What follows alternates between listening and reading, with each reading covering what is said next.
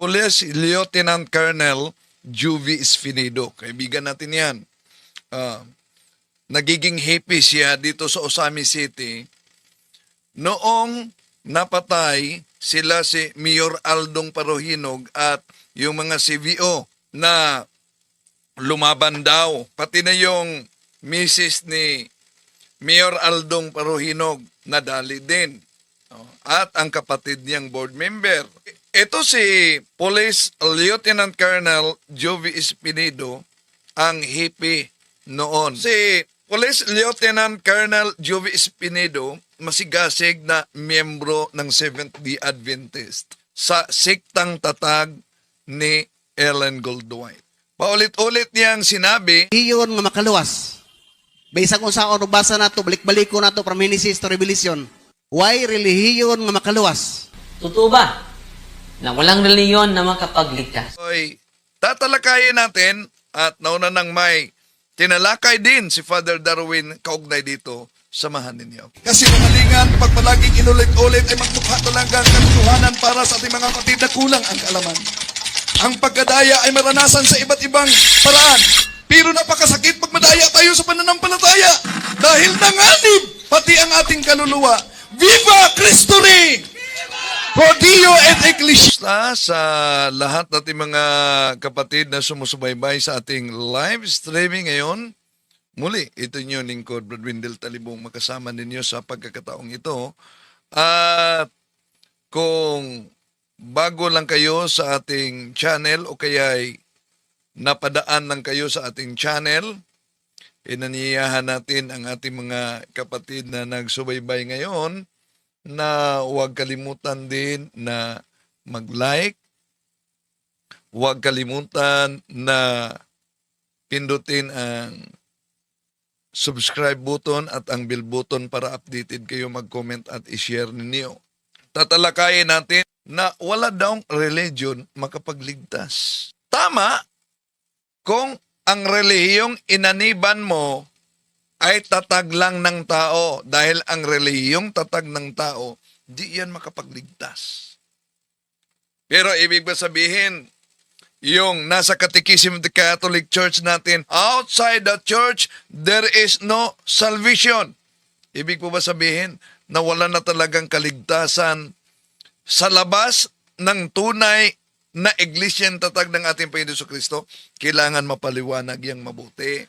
Lumen Gentium number 16, the light of the Gentiles, na deklarasyon ng simbahan, nagsabi, through no fault of their own, do not know the true Church of Christ. True Church of Christ, aangkinin ito. Pero sa Catechism of the Catholic Church, numero 811, malinaw kung sino ang tinatawag na Church of Christ. This is the sole Church of Christ, in which in the creed we profess the one holy Catholic Apostolic Roman Church. Okay, balikan natin. Si Lieutenant Colonel Juvie Espinido na naging happy noon dito sa Osami City, sabi niya, wala daw relihiyong makapagligtas. Ibig sabihin, kung walang relihiyong makapagligtas, ang relihiyon ay makapaimpyerno. Pero alam kaya niya kung ano ang relihiyon batay sa turo ni Ellen Goldwhite sa kanyang aklat Alpha and Omega Volume 8? Mamaya, ating sisilipin kung ano ba ang opisyal na aral ni Ellen Goldwhite.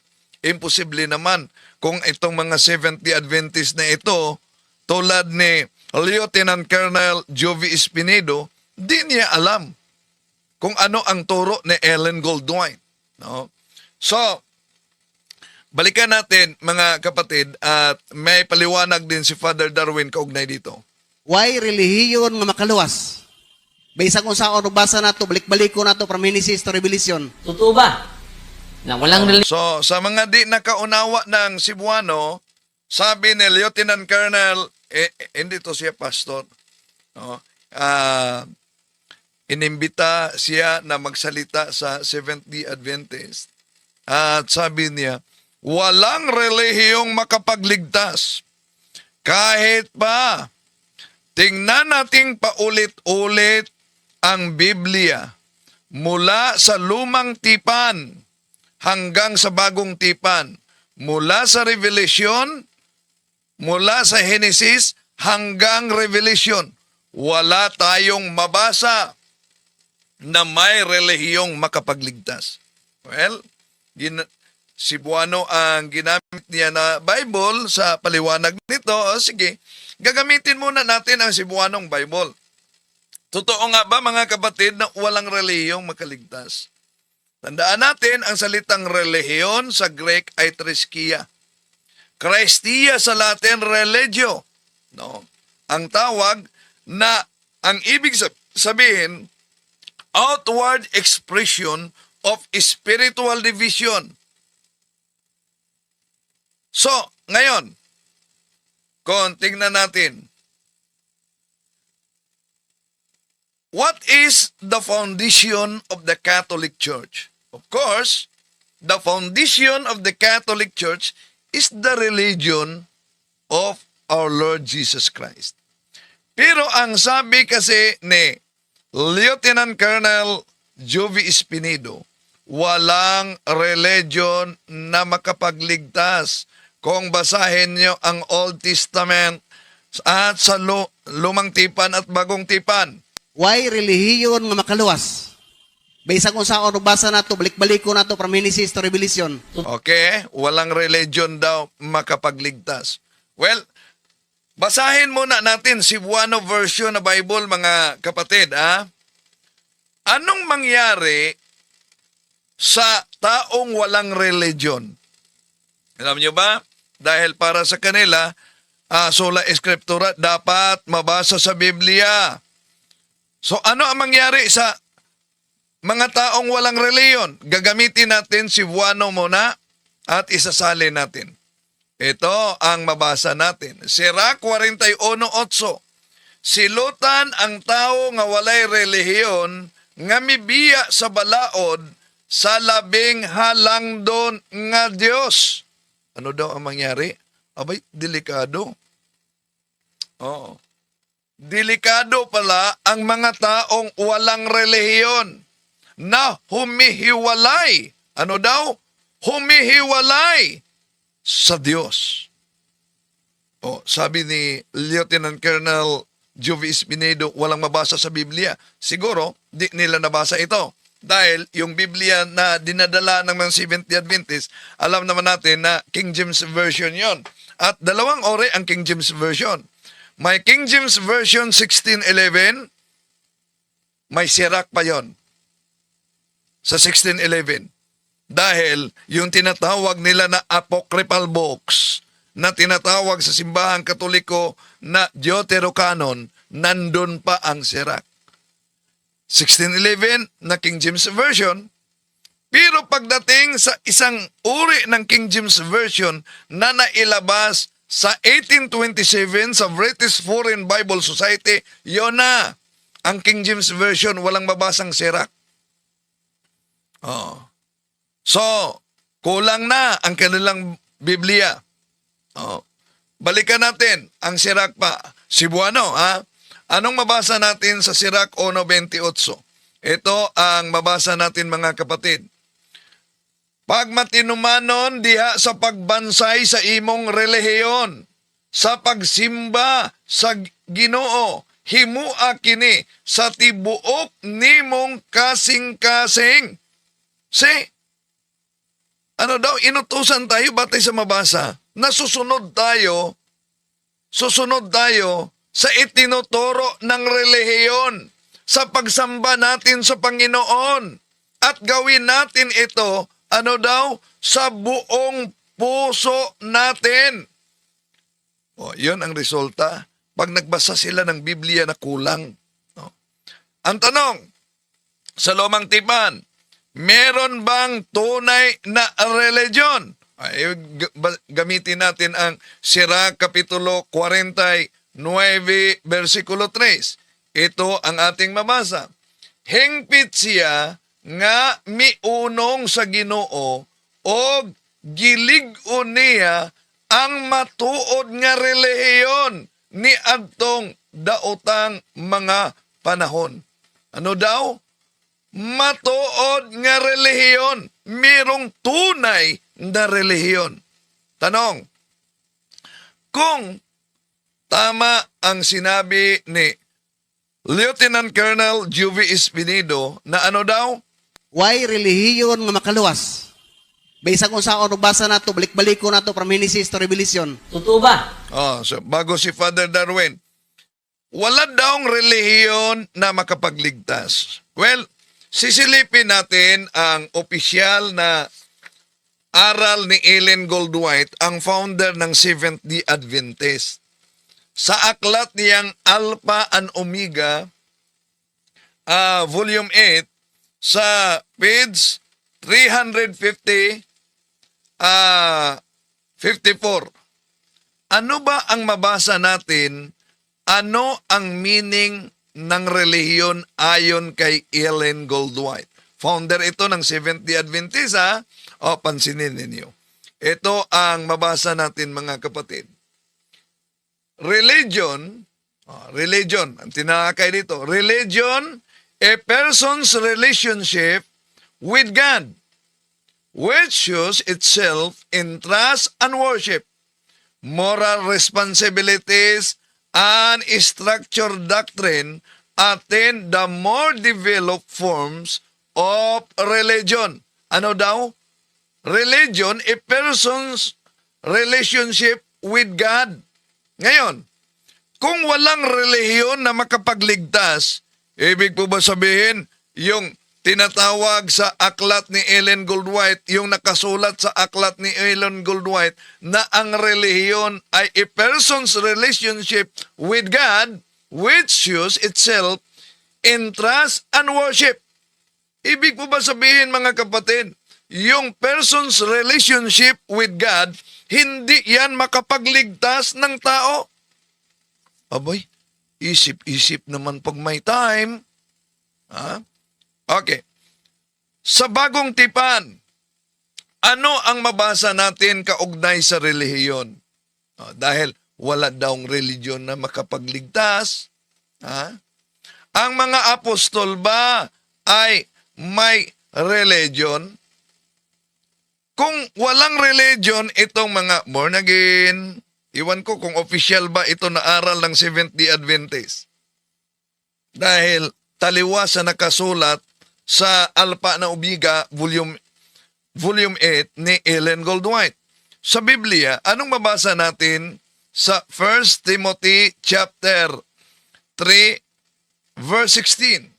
Without any doubt, the mystery of our religion is great. He was revealed in flesh, vindicated in spirit, sent by angels, proclaimed among Gentiles, believe and throughout the world, take him up in glory. See, ano daw ang mabasa natin sa Biblia, mga kapatid? Napakalinaw ang sinabi ni San Pablo, our religion. Our religion. So, meron palang religion ang mga apostol. Ngayon, sa bagong tipan, gagamitin natin ang translation na Biblia na Basic and English, Bible and Basic English. Sa 1 Peter chapter 4 verse 18, ito ang mabasa natin, mga kapatid. And if it is hard for even the good man to get salvation, what chance has the man without religion or the sinner? So, ang makasalanan ay katumbas sa isang taong walang relihiyon. Malinaw dyan, mga kapatid. Ngayon, tingnan pa natin ang mabasa sa Biblia dahil ang sabi ni Lieutenant Colonel Juvie Espinido, sa Old and New Testament, wala kang mabasa. Punta tayo sa New Testament. Ito ang mabasa natin sa 1 Timothy chapter 4 verses 7 up to 9. Don't have anything to do with worthless, senseless stories. Work hard to be truly religious, as the saying goes. Exercise is good for your body, but religion helps you in every way. It promises life now and forever. Ano daw? Ulitin natin. It promises life now and forever. Oh, sabi nila, di makapagligtas yung religion. Baka di nila natuntun ito, mga kapatid. Okay, pakinggan natin si Father Darwin, ha? Pakinggan natin ang paliwanag ni Father Darwin kaugnay sa mga sumasalungat na di na kailangan ang religion. Walang religion makapagligtas sa tao. Ibig sabihin, kung hindi makapagligtas ang religion, ang religion makapa-imperno. Meron bang religion na makapagligtas? Yes. Ang tunay na reliyong tatag ng ating Panginoon Jesucristo. How about yung religion na tatag lang ng tao? Una, sa Lumen Gentium number 16, nakasulat, through no fault of their own do not know the true Church of Christ, but nevertheless seek God with sincere heart, and try in their actions to do His will, as they know it through the dictates of their conscience, they too may receive salvation. Yung mga inosente na mga tao na hindi nila alam na yung inaniba nilang sikta, tatag lamang ng tao, tatag lamang ni Eliseo Soriano, tatag lamang ni Felix Manalo, tatag lamang ni Ellen Goldwhite, tatag lamang ni Muhammad, tatag lamang ni Kibuloy. Kumusta na kaya si Kibuloy ngayon? Tatag lamang ni Kibuloy. So, di nila talaga lubusang alam. Ang akala nila, nasa tunay sila na simbahan. So, through no fault of their own. However, sa Lumen Gentium, Light of the Gentiles, number 14, ang sabi, dyan, the Church of Christ must be in nature, in service. It served men through the 12 apostles. It is to this church that all are obliged to belong in order to be saved. Those people who, though doubtful, deliberately refuse to seek out the true church, refuse to embrace it, refuse even knowing it, cannot be saved. Say the Catholic Church is the ordinary means of salvation. Yun pala ang nakasulat, mga kapatid. No? Ngayon, pakinggan natin si Father Darwin sa kanyang pagsagot sa naunang sinabing, walang religyong makapagligtas sa tao. Ayon kay Police Lieutenant Colonel Jovi Espinedo na isang Seventh-day Adventist. Why relihiyon nga makaluwas? Baysa kung saan basa na to, balik-baliko na to from Genesis to Revelation. Totoo ba na walang reliyon na makapagligtas? Unang-una, para natin lubos maunawaan ang mga misteryo sa ating paniniwala, ating munang i-define ang two causes of salvation. Merong two causes of salvation, mga kapatid. Una po, the principal cause of salvation is no other than but the Almighty God. No? Siya po ang principal. Siya po ang utak sa lahat ng ito. Kaya nga, pinatawag siya principal cause of salvation. Pangalawa, meron siyang instrumental cause of salvation. Mga instrumento, Brother Edgar, na ginagamit upang ang kanyang mga plano ay lubos na maganap. Upang tayong lahat ay maligtas. Kaya nga, nagtatag ang ating Panginoong Hesukristo ng Iglesia. Atin unang babasahin, mga kapatid at mga kapuntos, ang Matthew chapter 16, verse 18. Ito ang nakasulat. At sinasabi ko sa iyo, ikaw ay Pedro, at sa ibabaw ng batong ito ay itatayo ko ang aking iglesia, at ang pintuan ng daigdig ng mga patay ay hindi magtatagumpay laban sa kanya. Kita ninyo, mga kapuntos, ang ating Panginoong Hesukristo ay nagtatag ng iglesia. Itong iglesyang ito ay tinatawag ni San Pablo na relihiyon. Atin mo nang mabasahin ang pahayag ni Apostol Pablo sa unang Timoteo chapter 3 verse 15. No one can deny how great is the secret of our religion. He appeared in human form, was shown to be right with the Spirit, and was seen by angels. He was preached among the nations, was believed in throughout the world, and was taken up to heaven. Sugitan ninyo mga kaibigan, no one can deny how great is the secret of our religion. Itong iglesia na tatag ni Kristo, hindi natin ma-deny kung ano kadakila ang mga sikrito sa ating tinuhuan o religion, mga kapatid. At dahil po, ito pala ang kasangkapan sa ating Diyos upang marami ang maligtas. Atin mo nang babasahin ang Gawa, Kapitulo 2, versikulo 47. Ito ang nakasulat. Praising God and enjoying the goodwill of all the people. And every day the Lord added to their group those who were being saved. So kita ninyo mga kapuntos, no? Klarong-klaro po, linaw na linaw, linaw pa sa sikat ng araw. The Lord added to their group those who were being saved.